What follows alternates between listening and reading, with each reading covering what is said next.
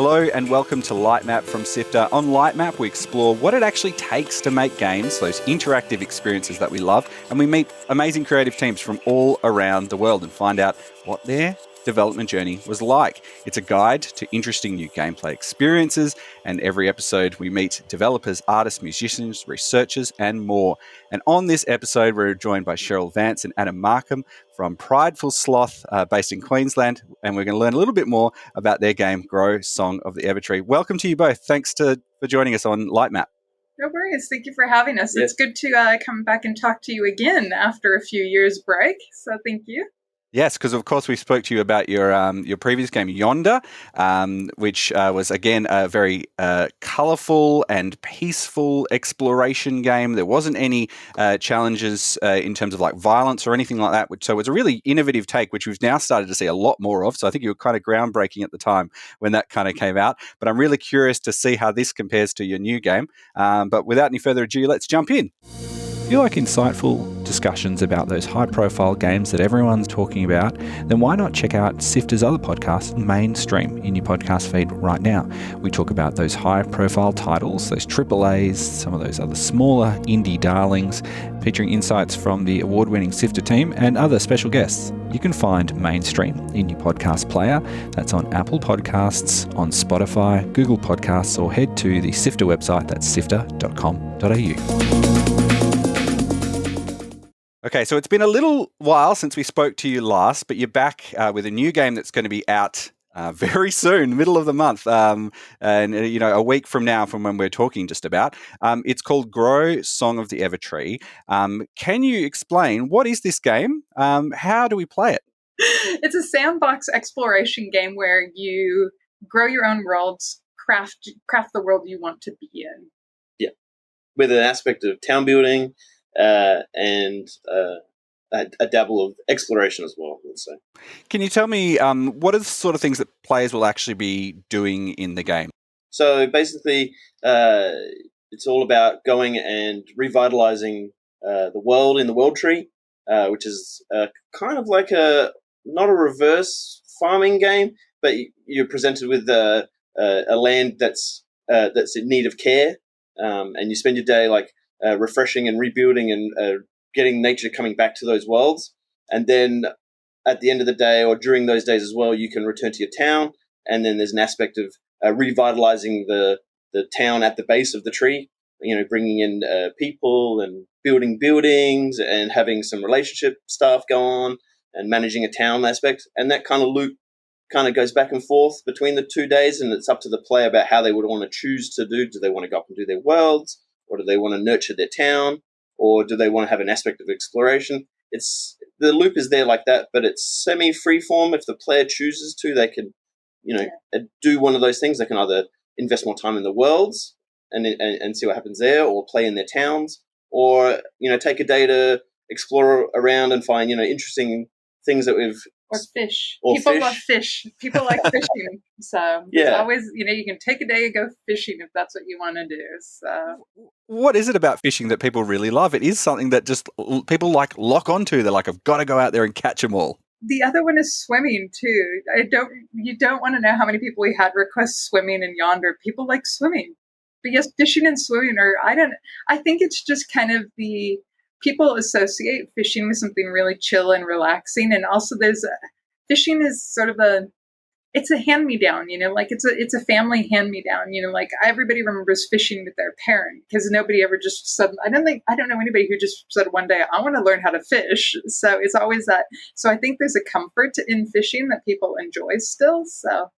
With your previous game, we talked a little bit about having sort of like a comfortable, peaceful space for people to explore. It was an open world game, but it didn't have the same sort of, pressures or external big bad or anything like that. Can you tell me, how does that compare to Grow? What are some of the things that are common, and what are some of the things you've done slightly differently?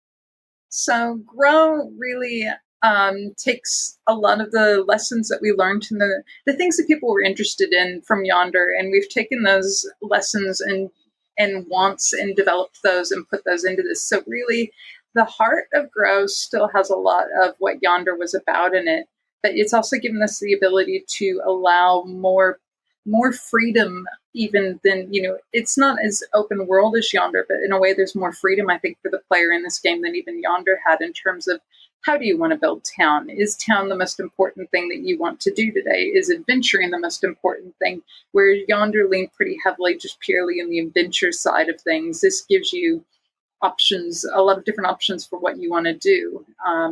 But there's still, like I said, the heart of the, the cozy, the tranquil, the peaceful, the non-pressured gameplay that exists here as well too. Yeah, and I think where it's different too, it's we have a more focus on town building is definitely a large aspect of the game, and also like the idea of regrowth and rebirth in nature and being actively involved in that process as well as we push that a bit more, I think. But how do you make it so that it doesn't feel like a real time pressure for players? Because in some other previous games I've played, when you've got these sort of open world sandbox things like Stardew Valley or Animal Crossing, it can feel like you've got to go in every single day and you've got to complete everything, otherwise you're not playing it correctly. I'm just curious about your considerations about designing the game from that point of view.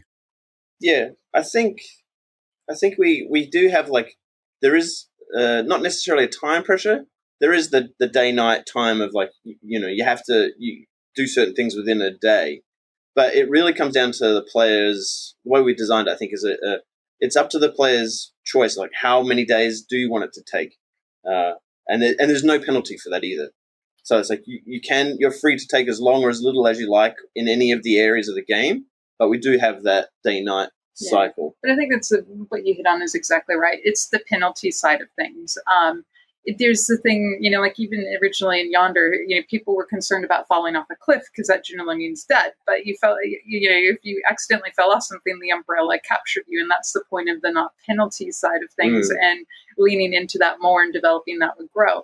Like I said, there is a sense of things are wrong and the world needs help. Yes, absolutely. But if you don't finish it by game 30, it's not day 30, it's not game over. And in fact, that's part of why we chose not to. You have day-night cycles, but we don't have a day tracker in there because the time you spend is the time you want to spend. There shouldn't be a pressure of, I need to do this tomorrow. I need to do this by day 10. You shouldn't need to schedule and manage your game life as well, too. Can you tell me a little bit about some of the other influences that have made its way into this game? What are some of the things or experiences that you really wanted to capture, either building on stuff you've worked on in the past or other games that you've played? Well, I think when we looked at the exploration side of things and that adventure portion of the game as well, there was a little bit of looking at, I guess, Zelda and games like that where there is that adventure side. And the wonderment and what's around the next corner kind of thing, and so trying to inject some of that that wonder and exploration into the game, even though there's no combat or monsters or death in that, but still trying to make that interesting and fun in a way. So yeah, kind of looking at those kind of games and saying, oh, okay, what can I apply from dungeons and things like that, but still make it fun and interesting without that combat aspect. So yeah, definitely pulling in things like from Zelda. And it's a big one. For me, I think it's, there's the obvious comparisons of, your Harvest Moons, your Story of Seasons, trying to make sure I get both those IP names right. There's also, there's things that people might not realize that are in there too. For me, one of the games that I actually really appreciate is Persona as a series.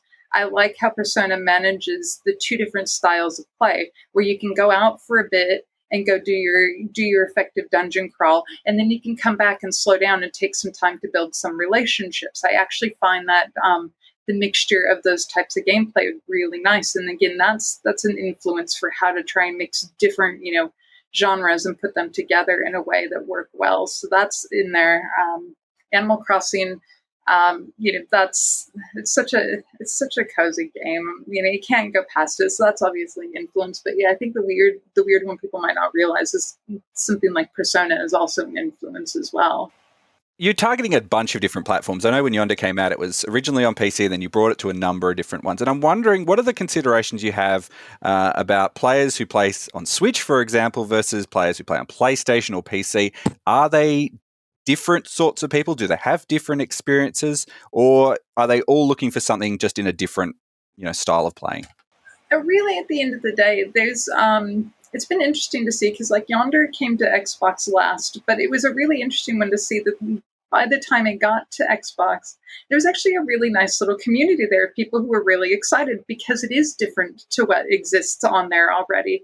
So I don't think there's much of a specificity that we really put into trying to figure out what each player is like. It's just every platform has kind of its own sort of core audience, which inherently we know the more cozy games that tends to lean into where the Switch sits, but there's plenty of PC gamers out there. And in fact, Yonder was, in the early days, PC was, huge for us for Yonder in terms of where our support went, because we had a lot of people playing it. So, the mouse, people, might, consider PC gamers to be a different audience too. But in fact, that was such a, lovely platform for us to get it out on. So really, I think different experiences in general are things that people enjoy. So it's not a platform specific thing we try and look at. It's really more about the audience, and every platform has an audience for these types of games. What did you learn about your audience in the, several years or so, a long time that the game was coming out on Yonder, and that you've sort of taken lessons from in the development of Grow? So the nice one that we learned about Yonder is more so the diversity of the audience. To be fair, it was really interesting. We would see, like what people wanted is an experience that took them out of the pressure that they had. And that's so universal for a lot of people. So that was one of the things that really we made sure to keep at the forefront of it.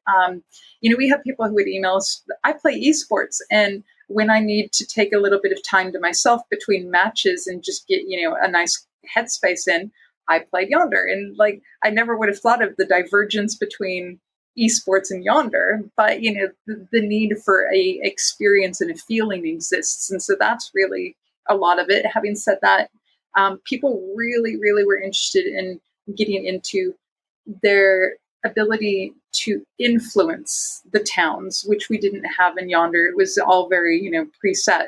And so that's where the town building side of Grows come in. That's a lot from that side where people really just want their own experience and their own story. And we also took that and tried to incorporate that experience and that story into the player customization options, and really giving you the ability to pick and choose which NPCs you want in town, which critters you want in town. How is your story going to unfold? What I really liked as you were traveling through, you would find other customizable items. I'd find pairs of glasses or great haircuts and things like that. And I'm wondering, like, what is obviously there could be a world where all of that stuff becomes paid DLC, right? That's a particular business model, but there is a way to discover all this here. I'm just thinking, how do you manage it so that people are getting enough meaningful progression as they're going through the game, so that they want to keep playing, but also don't have that pressure of, I've got to go and collect all this stuff, or I need to find the Game Facts strategy guide showing my age of how to, progress and complete this 100%. Yeah. So I think we were relatively generous with having randomized things drop for customization, buildings, player, all those things. So that was a conscious choice to make sure it was fairly rewarding for doing things. I'm not a super fan of the like DLC or paid like micro content kind of vibe. It definitely takes you out of the game as soon as you're like, oh, I can't get that because I have to go to the store and have premium currency and all those kind of things. And for the vibe of what this game is, that really is definitely something I don't think we would wanted to have at the start of this thing. It's like it needs to keep you in the game, keep you engaged, be really rewarding and generous with what it does. And again, it's like, and that also feeds back into, you have all those NPCs in your town and things like that. So all of those player customization options can then be handed to an NPC and you can dress them up. So it's totally fine to just like have more glasses, have more hats, hairs, do it, go crazy, have fun. Somebody on the development team is keen to have everybody wearing top hats and monocles in one of their towns. That's what they want.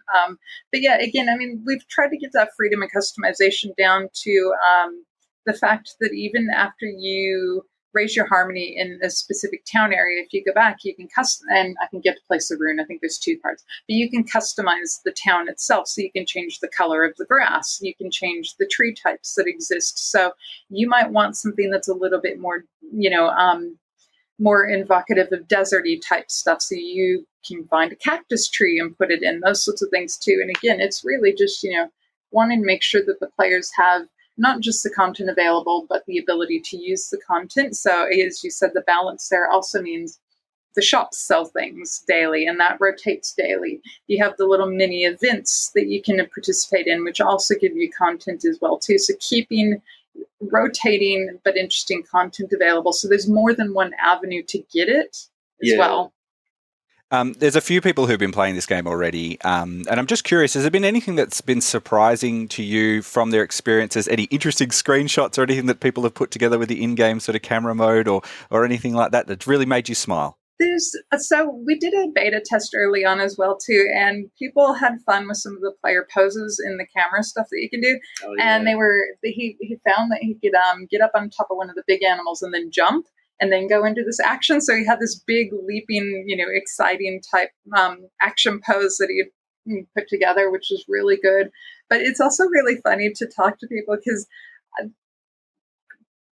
regardless of people like the mustaches, regardless of who you talk to. People have fun with that. So that's a universal like we found. People seem to have fun with mustaches on characters. So that's been really fun to see as well too. And honestly, it's just, I think, been nice to hear that people found the options available to them they felt that they could make something representative of themselves. And so that's been really cool to hear as well too, that people found that there was enough content to do that. So yeah, that, and also surprising the amount of time certain people would take, playing in an area. Like I've been playing for 12 hours, and just you're still in the same starting area. The meadow quarters. There's more. But yeah, and that's true too. Just the amount of time. We get so blindsided by going through, and what does the game play like as a start to finish, because that's part of what we need to do is make sure that you can get everything. But just watching people engage with the content in different ways has just been really interesting and fun. And how long it takes people to engage with the content scares me. It's a lot. There's going to be some good legs on this one. I'm just curious. This has been a strange time to be making games over the last couple of years. It hasn't been easy to do anything creatively. And I'm just wondering, what are some of the things that you have learnt through this time about the way that you make games that may have changed the way you'll do them in the future? Or does your format of making games just work in how, in whatever situation we tend to find ourselves in? My personal take on it is I don't think it's actually affected us that much. I mean, don't get me wrong, there is a mental impact that everybody has had through this. There's been, no one person has had, has walked away from this being impact free. Having said that, like yourself, you had to homeschool kids for 6 months. That's the mental impact for you on that. That was a hard slog. They were both in the room with me at the same time. So we're all sharing computers, all in this tightly packed room, no air conditioning in Queensland. And it was trying to make this calm, relaxing games with the two boys. I'm trying to make this relaxing game. But I mean, having said that too, we've been really lucky that we have a team that's a little bit more senior, and everybody's gone through the rounds multiple times already in making games. And so the impact, again, nobody's been impact free, but the impact has been minimal enough on us that we've still been able to get the game out. Our deadlines haven't shifted. That doesn't mean that there weren't ebbs and flows in terms of how work got done. But again, I think we've been pretty lucky, and everybody's been pretty good. I mean, by your 4th or 5th lockdown, you're just like, okay, everybody come in, get your PCs, send me the receipt for your Uber if you needed to Uber in, and we'll see, And so we got to the point where we knew that the really short, sharp lockdowns that we've been having were jarring. So we generally try to keep everybody home for at least a week to manage that flow. But otherwise, we've all been back in the office since October. So for over a year now, we've been in the office because I'm like, oh yeah, it's November now. So it's been over a year. yeah, everybody did really well, and I think everybody managed it for themselves in their own way, and there was little visible impact. Yeah, I think we managed to get nailed down what Grow is from its features and how they interacted. Luckily, before we had to go into lockdown, so we could all be in the same room together and discuss and prototype and get everything working the way we needed to before we hit the lockdown. So we kind of had everything set in stone as to how things worked, so that we didn't have to really worry about getting miscommunication over chat and things like that. And I think the biggest policy that we had in place for lockdown was we would do voice chats, but we would not make anybody get on video, because how you're coping with your day and how you're looking, so long as you can do your job, you just need a voice chat. So while everybody else Zoom was the big thing for everybody else, we were like Discord audio chat only, or maybe a quick Skype call, but we didn't make anybody have video chat, just because like we all dealt with it differently. So, and you don't need to show your 6-month hair of shame if you don't want to. It's all good. Or the fact that you just got out of bed and you're in a robe. Pajamas, and I mean, yeah. Hey, like that's me. Like I actually have an office. I guess I used to wearing a robe. I have an office robe now. I'm certain I'm the office hobo, but I can tell you, I definitely had my. I put a jumper over the top of my pajamas for some of those very early morning Zoom calls, because you had to be on video for them. But I think that's an interesting thing. To me, it sounds like you had a pretty strong production timeline, and everything had kind of gone to schedule regardless of other factors which were external. Can you tell me a little bit about what your production style is like for a game like this? We had every 2-month milestones. So, and from there, we would cover high level topics in those milestones. And then as the milestone progressed in the Scrum type way, then we would get through and drill down into what the core of those topics were, get implemented, work out what features maybe fell out during that period, and moved into the next milestone. But yeah, for the most part, we're very agile, and mainly just because we accept that not every idea on paper is going to work the way you think it will once it gets into games. So you need to be flexible to begin with to to get that into working how it should to fit the game, not how you think it is in your head. So that's Scrum Agile is pretty lean. I think we had a decent prototype loop in there already.